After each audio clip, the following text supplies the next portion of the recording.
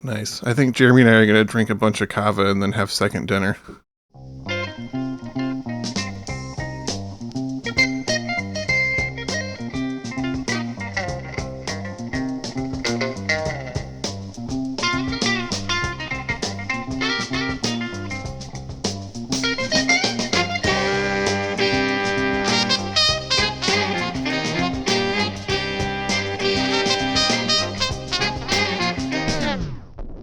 Welcome to I'd Buy That for $1, a podcast about inexpensive, common, and underappreciated records that are waiting to be rediscovered.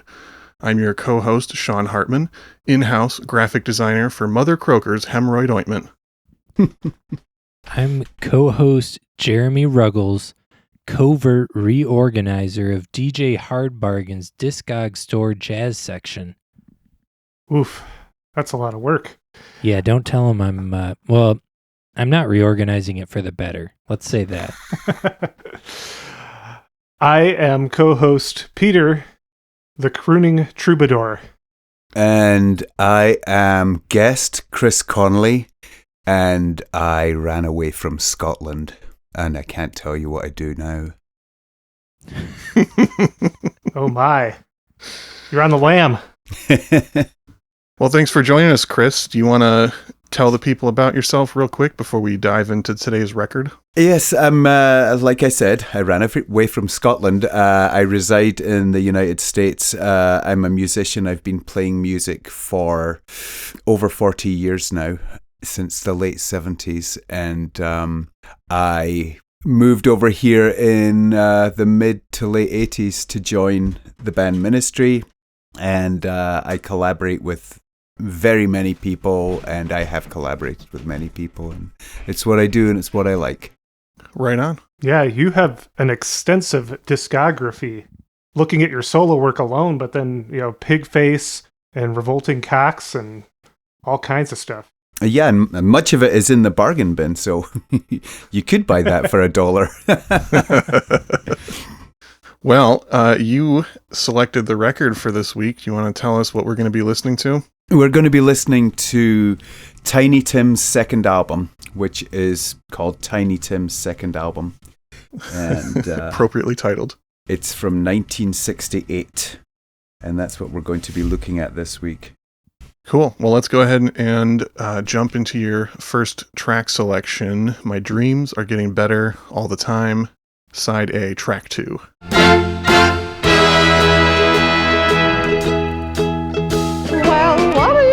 Smiled at me in my dreams last night. My dreams are getting better all the time. And what do you know, you looked at me in a different light. My dreams are getting better all the time. To think that we were strangers a couple of nights ago, and though it's a dream, I never dreamed you'd ever say hello. Well, maybe tonight you hold me tight when the moonbeams shine. My dreams are getting better all the time.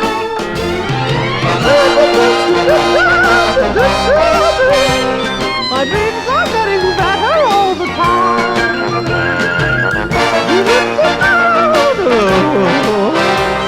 My dreams are getting better all the time. To think that we were strangers a couple of nights ago, and though it's a dream, I never dreamed you'd ever say hello. Well, maybe tonight you'll hold me tight when the moonbeams shine. My dreams are getting better all the time. Oh, wow, wow. My dreams are getting better all the time. That's exactly the kind of thing that I started diving deeper into music to find. That's the pinnacle of record collecting for you? Well, it's just... there's so much going on there, but it's so well done, and it's just bizarre, but joyous and at the same time. Yeah, I think that one of the things I've noticed about Tiny Tim's first two records is they're both produced by Richard Perry, who's quite a named producer. I mean, we've all heard of Richard Perry. I mean, he remained contemporary for a long time. But he seems to really love this. I mean, the attention to detail and the production. the production of doing a record like that in those days, you had to find the right players and you had to find the right orchestra and the right studio, and you were working with probably a very temperamental and fragile ego in the form of Tiny Tim. So what a beautiful job was done. Yeah. Very specific aesthetic to bring that many people together and achieve. Not unlike someone like Brian Wilson, who brought together a similar ensemble. But, looking at it from 2021, can you even imagine a record company throwing that kind of money at that? Wow. I mean, wow. What a dream. Yeah. Yeah. Yeah, and a record company owned by Frank Sinatra, no less. Of course, yeah. Yeah. One of the things that has continually kept me drawn to Tiny Tim's music is the way that he presents these silly songs in earnest. He's not afraid to make humorous and serious songs, but he kind of gives it the same energy either way, almost. And I think that in some ways speaks to a lot of his longevity and fame. I agree. And one of the things that I noticed about Tiny Tim from the moment I heard him, when he slips into falsetto, when he does that, he means it. There's nothing self-conscious about it at all. And, the first time I heard him, it was Tiptoe Through the Tulips. But then I heard songs where and many of the songs on this album are two characters, the deeper voice and it's very unself-conscious and actually probably really well rehearsed. Some of the things he's doing is, basically slipping in and out of characters, either male and female or two different males or whatever. But there's nothing, he meant it, to me. Yeah, absolutely. I mean, this wasn't just a simple joke or novelty to him. And it's kind of a miracle that, like you're saying, these producers that he got hooked up with were able to recognize that element in his music and treat the arrangements with that level of seriousness and commitment. Yeah, and with all respect to Tiny Tim, if you think about who was making records at that time and who you're going to be thrown in, if you're a staff producer, if you were thrown in with someone like, I'm just pulling names out the air, like the Jefferson Airplane or something like that, who might show up like high on acid or something, that Tiny Tim was a professional. No matter how eccentric he may seem, he knew his music very, very well. And there were so many new bands who were just a sort of Haighton-Ashbury mess. To try and corral a band in the studio was probably a nightmare most of the time. But this is more showbiz, baby, Yeah. But so wrong in that respect, but still, yeah, so right. Mm-hmm. So if you were to try and sell someone on Tiny Tim who's either not familiar or maybe just has heard Tiptoe Through the Tulips and thinks of him as a novelty act to be passed off, what would your argument be? What would you do to convince? Oh, well, it would be easy for me. I've compelled people to buy things before because I'm such a record nut. But look, I have told people about Tiny Tim's second album and they're all like, really? And it's the same as I say when I say, Love Over Gold by Dire Straits is a brilliant album. Really? Well, look at the work that went into it. Look at how beautifully paced it is. Look at how the depths of the songs. And this also, for me, when I first heard this album at 14 years old in Edinburgh, in Scotland, it brought to me this wonderful sense of memory, this sense of memory of a place I'd never been. And that place was kind of New York in the 50s. Like kids playing in the streets, and it was very romantic. I mean, it was so romantic, and it's all over this album and the storytelling. Very, very American, and I think I'd have a really easy time to get someone to listen to it. I mean, I remember telling someone, okay, it's slightly different topic. I told someone to buy the second Scott Walker album, and she got back to me and said it was just like having a panic attack for 40 minutes. So I was wrong. And I could see someone coming back to me with Tiny Tim and just being really disturbed by it. But I think you have to listen to it. I mean, you have to really listen to it at a deep level. Yeah, as someone who had just heard of Tiny Tim about a week ago, I was unfamiliar, and like at first blush, I was like, what is this? Why is he doing this put on? But the more you listen and the more you read about him, like it was not a put on at all. No, not He at all. was extremely knowledgeable about turn of the century pop music. He's an extremely talented musician, and he believes the things I don't know, it's all earnest. It's not how you might perceive it at first. Yeah. And I mean, I think that all goes into this record, into Tiny Tim's second album, which, you know, did not do so well. And I'm shocked that it didn't, but in a sense, I'm not, because it was 1968. I mean, it was to get young sort of people who were going to Woodstock to buy this seems like a hard sell. It seems like a hard thing to do after the one novelty hit of the year before. Yeah, definitely. I mean, I feel like, you know, there had to be a certain amount of like the Woodstock crowd that got it as like this kind of, you know, genuine outsider, weirdo, people's champion kind of thing. But most of the people just casually hearing Tiptoe Through the Tulips are not going to make that association right away. Of course. Yeah. Yeah, I guess this would have been their parents' or even their grandparents' generation music that Tiny Tim is calling back. And so, you know, that might not necessarily, you know, at the height of the kind of the rebellion and the generation gap to, oh yeah, remember the good old days of this kind of pop music? Right. Right. People didn't want that kind of thing then. And in fact, it's funny because one of my biggest pet peeves about being a record collector is there's a certain time between sort of 1969 and 1972 where most everyone on their records had to have one ragtimey song. Yeah. And it was almost like they were poking fun at that genre. It's like, here you go, old timer. Yeah, thinking they had like a Country Joe and the Fish at Woodstock did. I feel like I'm fixing to die rag. Yeah. But historically, and I know we're going to get into the history of Tiny Tim later, it is revealed as not any kind of novelty at all. I mean, this is what the man did. And to have his, that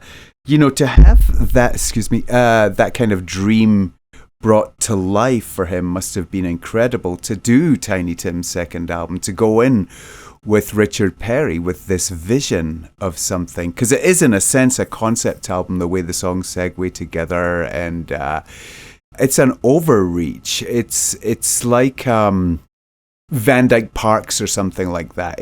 He didn't need to make a record as complicated as Tiny Tim's second album, and yet he did. There's so much love and work in it. Yeah, it's interesting that I feel like the result is maybe somewhere between Van Dyke Parks, Sgt. Pepper's, and like Wildman Fisher. Yeah, I was going to bring up Wildman Fisher. Yeah, absolutely. Yeah. As we mentioned, he had, you know, this great appreciation for turn of the century pop music, but really he was something of like a professional music archivist aside from the performing talent. He claimed to have memorized and be able to perform at will thousands of songs. Yeah. One of his lifelong hobbies was going to the New York Public Library and looking up old sheet music and, you know, wax cylinders and 78s and just memorizing these forgotten songs. But then at the same time, also learning and memorizing current day pop songs. He talked a lot about how he loved pop music of any genre and was just truly interested in music regardless of who was making it or what genre or decade or any of that. Right. He did People Are Strange, you know, which was at the time, the Doors were the thing, you know, they were huge. Yeah, exactly. And on top of that, he was kind of one of the first androgynous pop stars before that was a much more common thing just a few years later. Yeah, he was. He had that long hair in the mid-60s, and as you probably know, he wore makeup as well. But, you know, it's more in the sort of Liberace direction, in that, you know, you got to have a thing, you got to have a gimmick, or people aren't going to notice you. Yeah, exactly. He was greatly impoverished trying to make it as a musician, and he tried different. And this was a thing back then. I mean, I think even David Soul had a masked man singer thing before he ever became, Starsky and Hutch. It was a thing to make you. It was kind of a thing a manager might say to you, kid, you gotta have a thing. Go out and get a cape and a stick and a crown or something like that. Yeah, I've seen Tiny Tim address that in interviews where his goal with the falsetto voice and the goofy clothes and the makeup was partly just to set himself apart. I mean, it was genuine choices and things that he enjoyed, also things that were influenced by older performers, specifically the move to grow out his hair and where the makeup was initially inspired by the early film star Rudolph Valentino. Yes, exactly. But one of the things he talked about in interviews was that he was less concerned with whether people liked what he did, more so with whether they remembered him or not, and whether he stood out and wanted to be instantly recognizable for his own music. Yeah, I mean, seeing him in these clips you see on YouTube with the hosts of the TV shows just sort of rolling their eyes. I mean, that guy had balls to do that. I mean, I would just melt. Yeah. when you're on a TV show and people are basically laughing at you. He had so much, and he's so naked as well. I mean, he just had that tiny ukulele, and he's such a giant man. I mean, yeah, no one's ever going to forget him. Mm-hmm. Yeah, and he seems to just bask in the reaction, whether it's laughter or applause. He seems to just be happy to be doing what he's doing when he's up there. Right. Absolutely. Well, should we get into another song here? Yeah. All right. The next track is Christopher Brady's Old Lady, Side A, Track 8. And now the makers of Mother Croker's Hemorrhoid Ointment present another serial in the adventures of life. The question, can an old man in his twilight years find romance in a youth that he still dreams of? She held out her hand and he had to comply. She spoke with her eyes and Christopher Brady had met his own lady.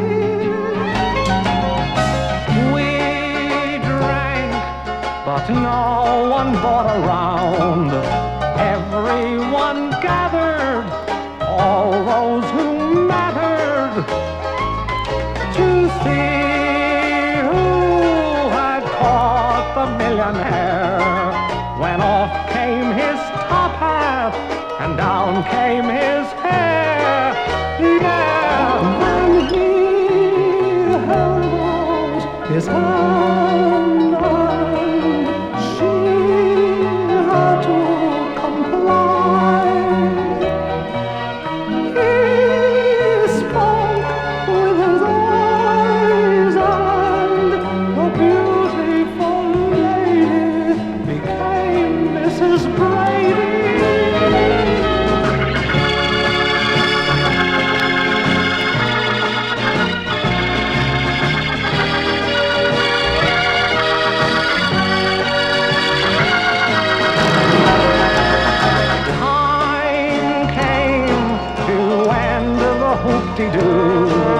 The old man of plenty, his young bride of 20,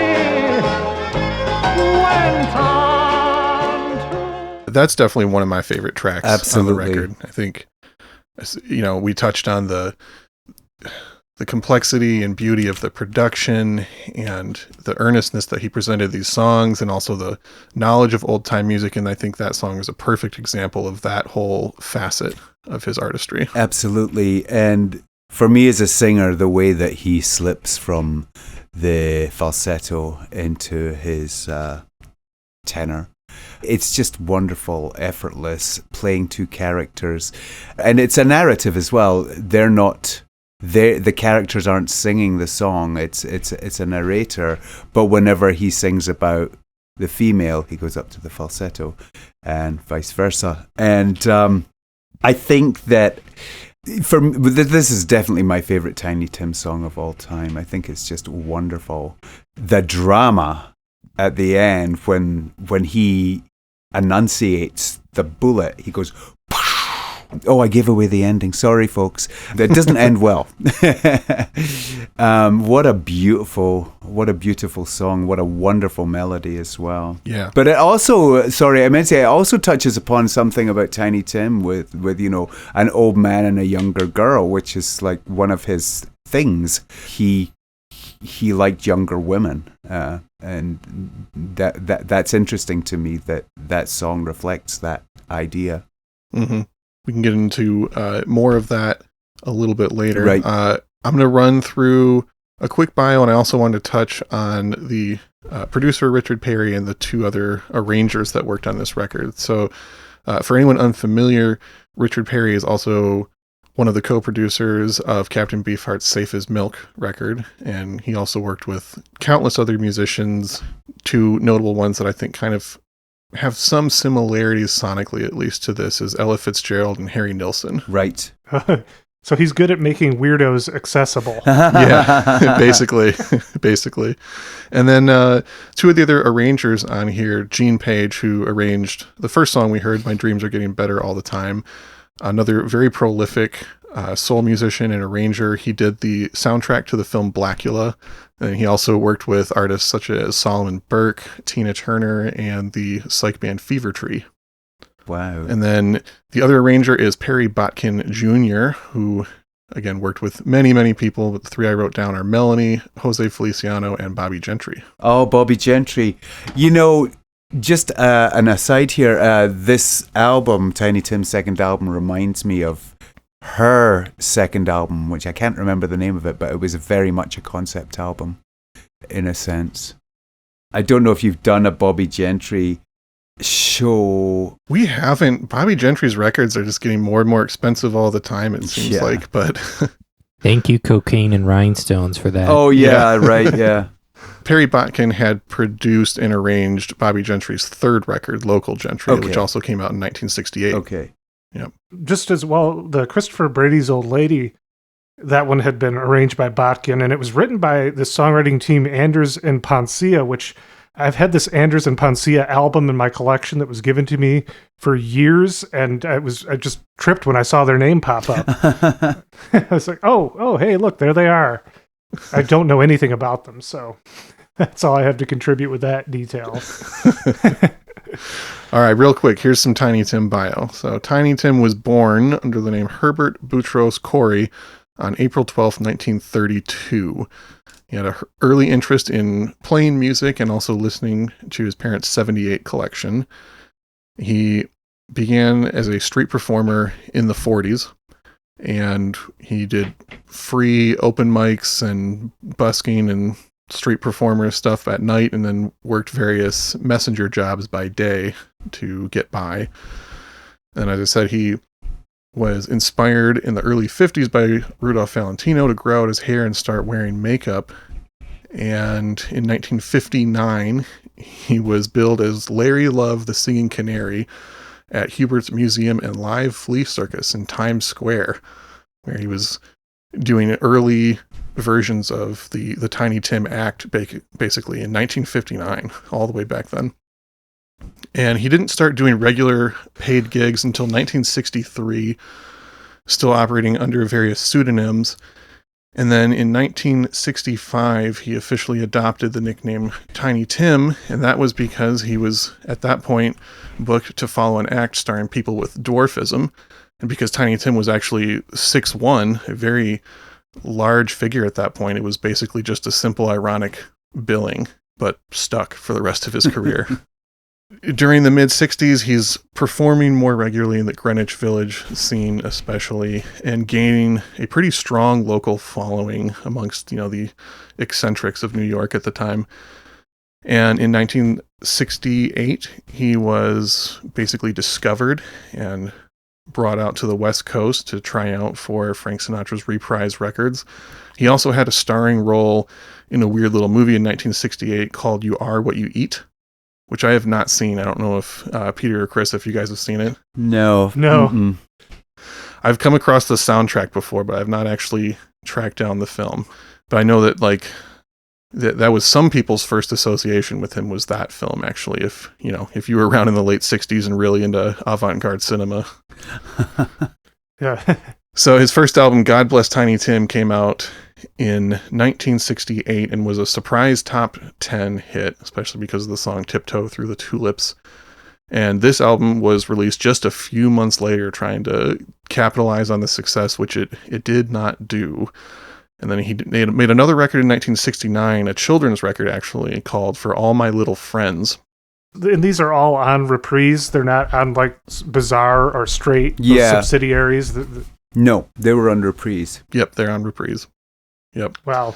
But yeah, the same time that, the Bizarre imprint is getting signed to Reprise, so you got Wildman Fisher and Mothers of Invention cutting records and basically label mates with Tiny Tim at that point. Captain Beefheart and all of that. The GTOs. Yeah. The Fugs, were they not on? I think they were. ESP disc. But afterwards, didn't they sign to Reprise? Oh, did they eventually? I don't know. It seemed to me that they did after a couple of records signed to Reprise, but yeah, they did. They signed to Reprise for like Tenderness Junction. Wow. Yeah, Tenderness Junction, It Crawled Into My Hand, The Belle of Avenue A, and Golden Filth were all on Reprise. Man, they were getting some weird stuff on Frank Sinatra's label. The Fugs and Dean Martin. Wow. Yeah, I know, right? I was looking through some of the early Reprise catalog, just trying to figure out, when did they transition into weird stuff? Because, for the first 5 years or so of that label's existence, it's basically Frank Sinatra, Dean Martin, and Trini Lopez. And then, they signed the Kinks in 65 and just start to slowly go downhill from there, it seems. Yeah, I know. And they had Joni Mitchell and Neil Young. And Hendrix. Yeah, it got to be a very interesting label very quick. It did. So after his third record in 69, he didn't actually put out another album until 1981. But one of the other really, monumental parts of his career was in 1969 when he married his first wife on The Johnny Carson Show, when his first wife, Miss Vicky, was only 17 years old. Yes. And that was, at the time, the second most viewed television episode behind the moon landing. It was Tiny Tim's wedding. Yep, on the Johnny Carson Show. Something like 50 million people watched it happen.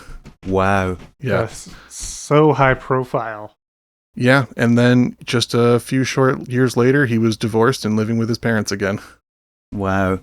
That's the general early bio, and I wanted to kind of get into just some of the more complicated aspects of Tiny Tim. This was something that I tried to research a lot, and it just seemed to keep going with all these different angles you could try and understand Tiny Tim from. Kind of at a loss of where to even start with it at this point. Well, sort of circling back to what you were talking about in his early career, it's worth pointing out that before he got signed, he hung out with, Karen Dalton kind of looked after him. And Karen Dalton kind of looked after him and Dylan. He knew Dylan back then, when they were both starving. She would make sure that they kind of had enough to eat and things like that. There was this camaraderie, which I think is really interesting. And he was beloved because he could play any song you wanted. Yeah. By people like Bob Dylan and stuff. And then he ended up going up to Big Pink. Tiny Tim did, around the time they were making the music that would eventually end up on the Basement tapes. Wow. And he's featured on bootlegs, on Basement tape bootlegs for sure. Oh, that's cool. I have not heard that yet. I'll have to look for that. Yeah, I can imagine he was like a living, breathing music archive for the folk people. That must have been just the best. Yeah, it'd be like an iPod that you could sort of talk to. Yeah. Yeah. I know Bob Dylan actually had plans to make a film starring Tiny Tim. There was I don't know how much of it ever got actually shot, but there was this plan to make this like circus-themed film with Tiny Tim as the kind of ringleader of it, and it never fully got off the ground. I'm always amazed with Karen Dalton. Just she's someone that I feel like has only come to prominence in more recent years, but here she was obviously in with the Greenwich scene, and she was at one point roommates with Cheech Marin, like another one of those wild story there. Well, I mean, I really think that that crowd lived out of each other's pockets because they didn't have anyone else. Mm-hmm. Nobody wanted these shaggy beatniks, and I think New York was probably the best place for them, especially with the amount of amazing jazz that was going on in lofts in those days. But it was cheap to live there, and they had each other. Yeah, definitely. So a little more bio on Tiny Tim. He had a very strained relationship with his parents, which is also interesting because they're on the cover of this album. I know. Jeremy and I just watched the new documentary that came out about him. And the one thing they talked about in there is that apparently growing up, his parents had no door on their bedroom, and him just like having to walk past seeing them having sex was a really normal part or a regular part of his growing up, which had a very strange effect on him. Oh, man. And that was partly the whole thing of, the 78 record collection was kind of his sanctuary. He would put on the headphones and he could disappear into his own world and feel like he was a part of what was going on in these records, and he could kind of shut out the negative aspects of his life growing up with his family, who also apparently were profoundly unsupportive of his music. Even when he was famous and afterwards telling him that, he had no talent, he couldn't do this stuff, he shouldn't be doing this stuff. His mom wanted to take him to a psychiatrist once he grew his hair out and started wearing makeup, thinking that there was something deeply wrong with him. And then there's the aspect of him where he was a big germaphobe and most likely had some form of OCD. He had said that he would take something like 4 to 6 showers a day. He wore adult diapers every day because he thought that underwear was too unsanitary. Yeah. That's like what Howie Mandel has. Yeah. And then there's the whole issue of Tiny Tim's sexuality and where he stood on that. He has talked about having somewhat homosexual relationships with men at points, but then has also said some like very homophobic things at times and seemed to have a very complicated relationship with that. And there's also been a lot of reports from his 3 wives that he was rarely with them and seemed to be not interested in them, and that he would dress up in women's clothing, things like that. It just seemed like something that he was never really allowed to explore publicly or really, get into.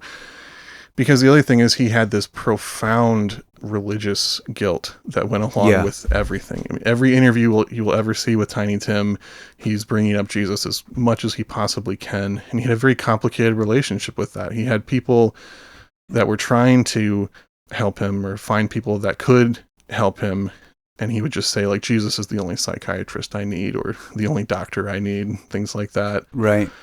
And would talk about how he loved going to strip clubs, but because Jesus Christ had blessed him, he could do it without having impure thoughts. And just God bless Tiny Tim. God bless Tiny Tim and all of his very complicated cognitive dissonance and his, kind of severe arrested development from his strange family life growing up. There's just so many things to get into with that. And it's kind of tragic in a lot of ways, but it also is interesting that he still did his best to overcome that and create this world, this safe space in his music, this kind of fantasy land to exist in. Yeah, for sure. I heard that he was really a very lonely figure as well. And if you think about it, a lot of, after the second album, and there was these, years where he wasn't really doing records. And, if he did play gigs, it would just be him. It was a pretty lonely furrow that he'd plowed. I don't know if you've seen it, but there was, I think to me, what told me a lot about him as a character was the footage from the Johnny Carson show from 1979. Have you seen it? I think I might have seen some parts of it. I've watched a few Johnny Carson interviews, and they had a lot of clips from various ones on the documentary. But okay, so there's a time he went on and he did "Do You Think I'm Sexy?" and it's really disturbing. It's comical, but then you stop laughing and it's like watching a car crash. He is incredibly disturbed at the beginning of it. He's touching his face. He's nervous, but you also think, is he putting it on? He gets the song wrong, and eventually he just stops doing it and starts taking off his clothes.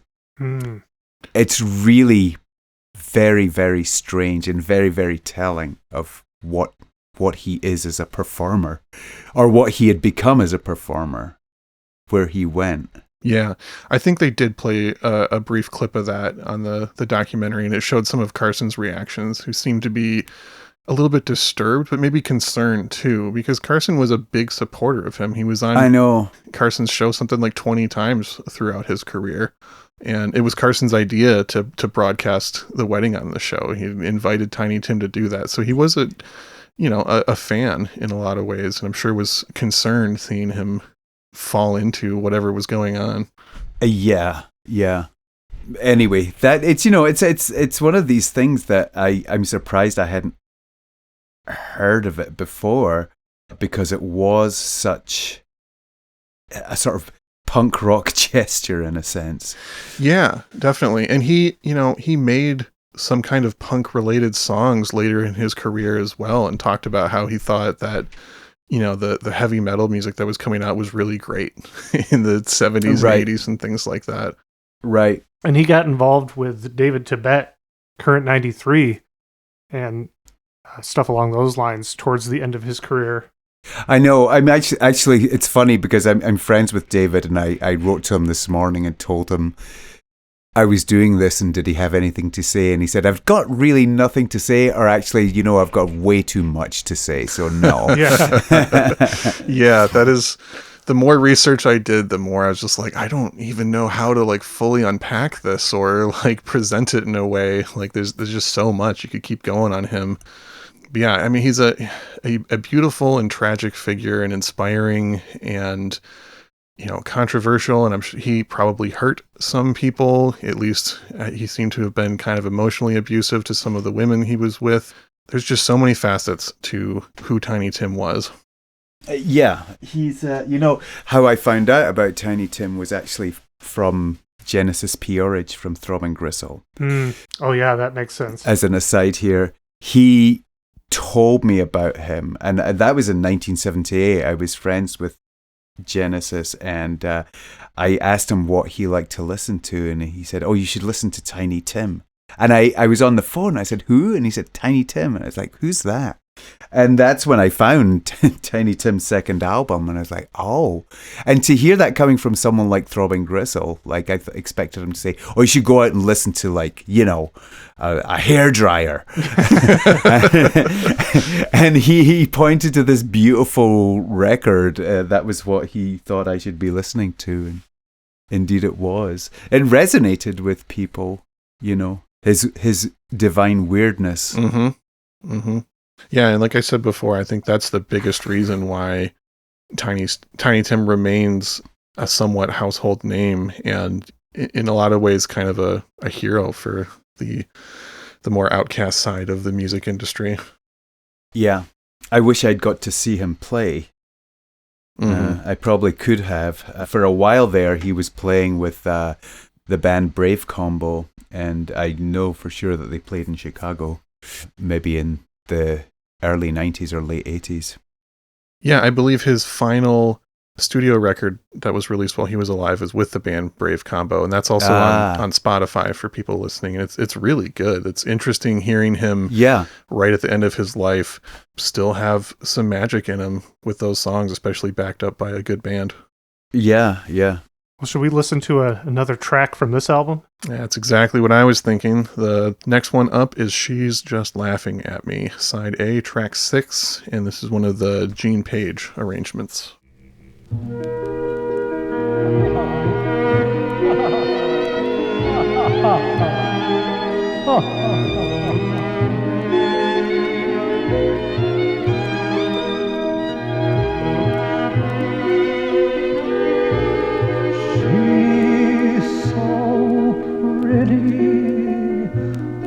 Wonder why she smiles as she passes by. Could it be she's just laughing at me? I'm a loser, a clumsy clown. So why does she come around acting sweet? She's probably laughing at me. Girls never gave me half a chance. I never got a second glance.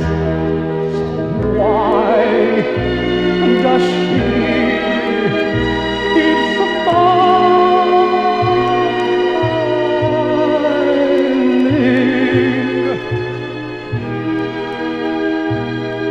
Could it be that I have the right to think that she really likes what she sees?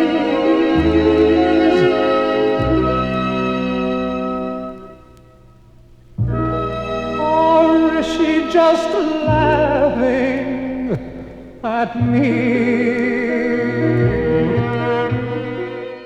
One thing I found interesting about the second album that kind of added a layer of complexity to it is in the first album, I did not notice it as much, but it seems like in this album, he's reacting to the fact that a lot of people are laughing at him and not with him. And that really comes out in that last song. Mm-hmm. Yeah, the parallel was not lost on me that was probably the case there. I wonder, when that song resonated with me so much as a 14-year-old because I wasn't dating anyone and I really wanted to. And, I wonder if they're laughing at me, if they were nice to me. But I wonder how much it had to do with the fact that it was a realization for him, but also because he got famous, certain doors opened up for him. Like women started looking at him. I don't know what his dating life was like before he, when he was an unknown. Whether it seems like he was probably really awkward and shy around girls, but I just don't know. Yeah, that's the impression I got. He talked about how part of the inspiration for the change in appearance with the hair and makeup was wanting to appear more effeminate and supposedly to want to, attract more women because that was something he was not doing up until that point. And he did seem to have like a lot of different relationships with women and probably with a lot of men that were not mentioned as well. Right. And he talked a lot about how he just admired women's beauty and nothing more than that because it would be a sin to kiss or touch them. And there's a lot of history of him having very inappropriate but verbal only relationships with underage women. The documentary touched on that too, that there's a lot of times where he's having like very explicit conversations with 13-year-olds over the phone. Underage girls. Yeah, exactly. So, but then there was the whole thing of how he always talked about how he viewed himself as a teenager in his head. He refused to tell people his age for the longest time in interviews because he wanted to stay a teenager and not like remind himself that he was aging. It's quite Michael Jackson-ish. Yeah, there's definitely some parallels to that in a lot of ways. Yeah. Immensely talented, but lots of arrested development and, not very strong role models growing up. And that, Yeah, the living with his parents thing reminded me of Daniel Johnston. Oh, yeah. mm-hmm, Right. mm-hmm. The one thing I kind of picked up on too is that he seemed to have an attitude with women that they were more of like a status symbol or a trophy than wanting to have an actual relationship with them. Yeah, he even talked about how before his first marriage, he used to do a thing where he would make a literal trophy and give it to whoever he thought was the prettiest girl that he had met that year. And he also had a very, incredibly traditional view of what a woman's role should be. I mean, he was very staunchly and literal about the Bible he read. Mm-hmm. Yep. There was a lot going on there. And I think that this caused consternation because Miss Vicky was, a very smart lady. Mm-hmm. Although she was young, she was 17 when they married, but she had an opinion. And they also had a child together. Yep. And that must have really thrown a rock into he built his own little palace. Really. And I think it started in that room with those 78s listening to them. He built his own palace. And I get that as well, being a musician myself. We do tend to build our little rock and roll palaces in our heads. But some of us can't come out of them. I have to. But I like to escape back to it every so often, Mm-hmm. Yeah, he seemed to be fully invested in staying in that dream world that he had created for himself. Mm-hmm. And yeah, I think the more you think of his music from that angle, listening to these records, especially this one, you're getting, not only a glimpse into the time period it was created and like the turn of the century that inspired it, but also it's a real trip inside Tiny Tim's head. Yes. And you get a glimpse of his own little fantasy world, which is a fascinating experience. I like the aspect of him talking to the audience throughout. It's a very show business record in that regard. Yeah, definitely. And also like a little trippy that he's, playing multiple different characters and interviewing himself on the record and things like that. Yeah. Yeah. So I had a couple final little thoughts, anecdotes or whatever here. I have a little theory on why he was able to get so popular for the, 2 years that he was in the spotlight and making money. I think that part of it is he kind of had this like perfect Venn diagram of who might have been interested in Tiny Tim and for different reasons. So I think there was kind of like the weirdo outsider hippies that recognized that element in him. And then there was like, more like normies who are just gawking at him and are just like, oh, he's a weirdo and a high-pitched voice and isn't that silly? And then they lost interest quickly. But then as we also mentioned, I think part of the reason why Johnny Carson had him on so often is because Johnny knew all of the songs that he was covering. And there was still an older generation that had all of these old like ragtime songs and Tin Pan Alley knowledge that recognized them to be covers and were interested in it from that angle. That's my shit. Yeah. Yeah. Yeah, I think, you're right. I'd never thought about that, but that generation were probably really freaking out because there was a sort of scorched earth policy that, people like Hendrix brought along with them and, the long hairs or whatever. And to have someone younger who was not Sinatra singing traditional songs must have been of some comfort. Perhaps. Yeah, it's funny. The other day, though, somebody I saw somewhere where they were comparing Tiny Tim and his TV appearances to the Joker. Oh, and that's interesting. Having him on the show just because he is such a freak. That kind of thing that happened in the movie. That was interesting. Even the makeup is kind of similar in a sense. Yeah, absolutely. And that was one thing. There's so many interviews you can find clips from, and unfortunately, the vast majority of them really seem like they're just kind of poking fun at him, especially all of his appearances on Howard Stern in the 80s, and things like that. But then, when he's able to be interviewed by someone that really understands and appreciates him, like there's a brief Terry Gross interview that he did later in his life where she kind of prefaced it talking about that she had always thought he was a novelty act until she learned about the music archivist angle and gained a whole new set of respect for him after that. So, yeah, it's interesting just seeing the range of how people have interpreted him or how they reacted to it. Well, Sean, I am at a loss to comprehend what you could have put together for a Spotify recommended playlist for this episode. It's such a unique figure. Yeah, I had a lot of fun making the playlist for this one. There's a mix of stuff from the same time period that's also kind of, outsider music. I put a handful of those turn of the century songs that he was influenced by, as well as some artists that were maybe influenced by him later on. One of the first guys that came to mind as far as the Tin Pan Alley connection is the artist Leon Redbone. Kind of both had a playfulness to their presentation and their own like world inside their head and kind of a mystique about it. Yeah. So I got some Leon Redbone on there, some older artists like Henry Burr. I put a Baby D track on there.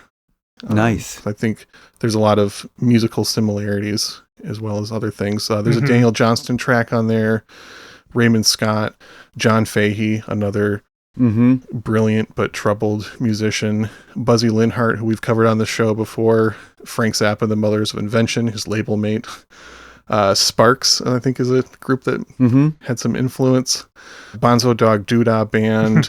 Yeah. Yeah, another group doing the throwback stuff. I put a version of the song Beautiful Ohio by Tony Martin on there, which Tiny had stated was one of the first songs that he ever really loved. He had the version done by Henry Burr, I believe, and that was like his first favorite 78 that he would just play over and over and over again.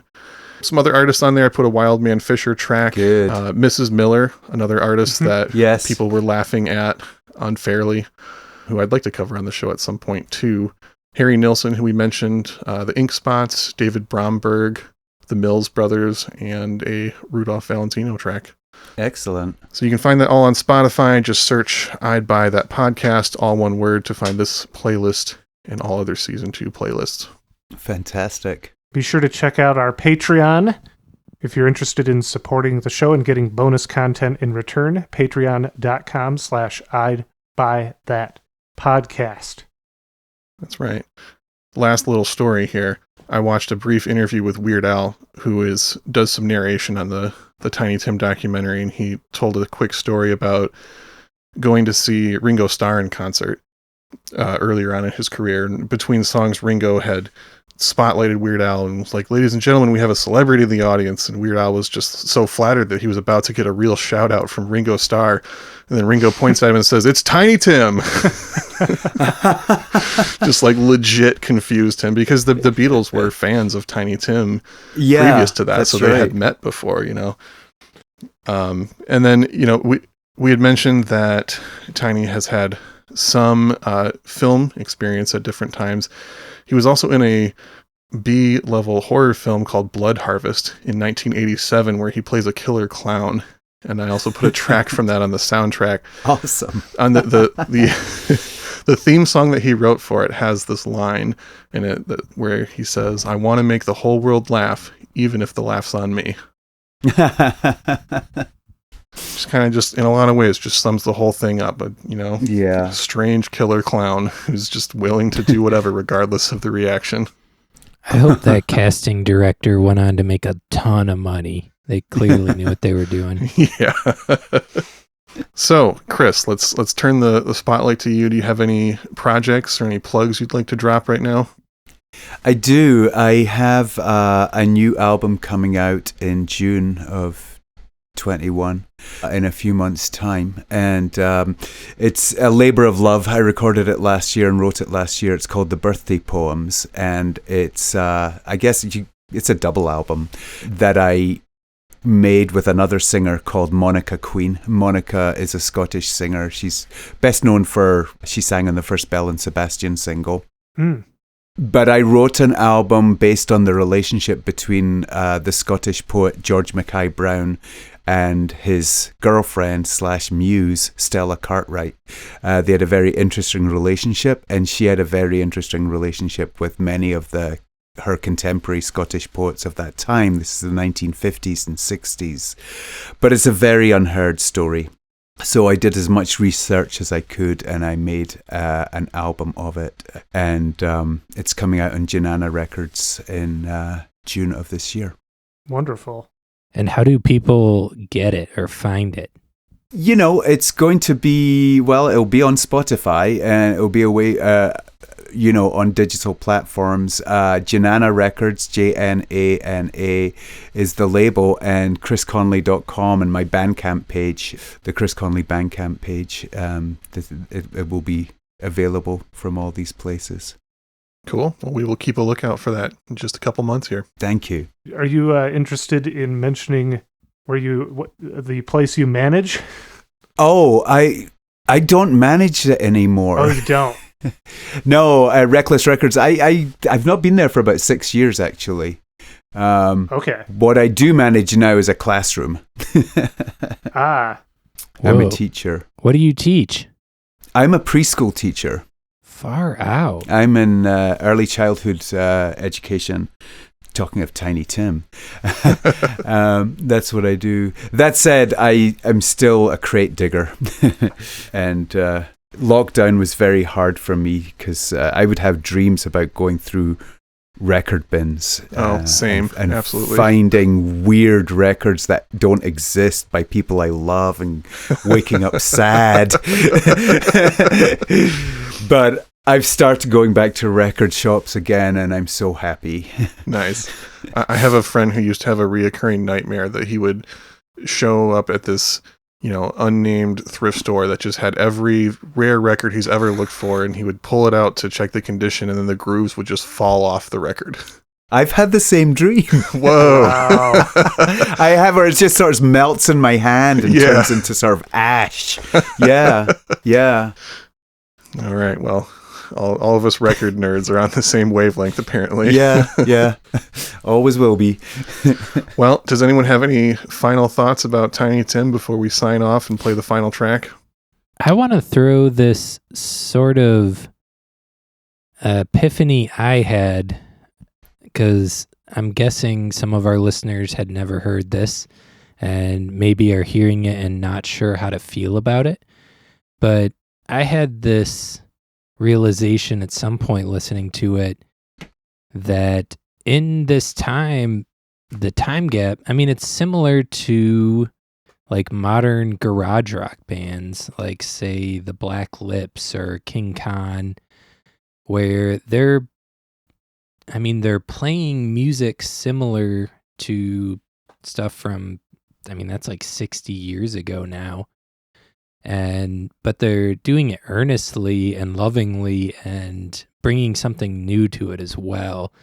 And I invite you to look at what Tiny Tim is doing through that lens. Yeah. Sean didn't mention an artist that I suggested for the playlist, which was Maddie Pryor from the band Steel Eye Span. Steel Eye Span, yeah. Yeah, and that's another musician and group who were doing anachronistic music stuff, well before their time, and bringing new things to it as well. Like Steel Eye Span, it's mixing, this English folk with prog. Yeah. Yeah. It's true. Also, you nostalgically speaking, the last 3 or 4 Bob Dylan albums were all covers of old-timey songs, weren't they? Yeah. He did a triple album of just sort of songs from the 30s and 40s, I think. Mm-hmm. Yeah, that kind of Great American Songbook style. Yeah. Yep, definitely. And the other thing is, if you go through this Spotify playlist and hear some of the older tracks that he's covering and artists he was influenced by, the vocal style is actually very similar to a lot of the things Tiny Tim was doing. The falsetto and the very grand gestures and things that he's doing were much more common then. And a lot of that was simply because of where these early artists were performing and how they were recording.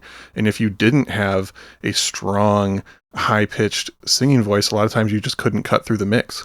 Couldn't cut through the mix, that's right. Yeah. It's a very good point. How wonderful. Get rid of PAs. That's right. Well, Chris, any final thoughts before we play this last track? No, I've been in love with this album for about 40 years, and it's I hear something new every time. I think it's just a wonderful, wonderful, beautiful piece of American art. Agreed. All right, last track. It's All Right Now, side B, track 4, and this is a Perry Botkin Jr. arrangement. And I noticed it was written by Hoyt Axton, the song. True. Yes. The country legend who I first remember being the father in the movie The Black Stallion when I was a kid.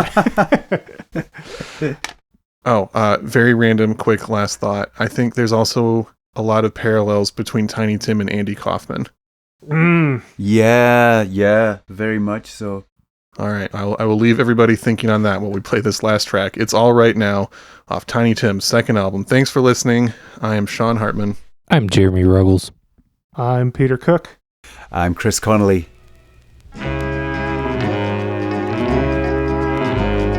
Dark is the sound that my memory makes.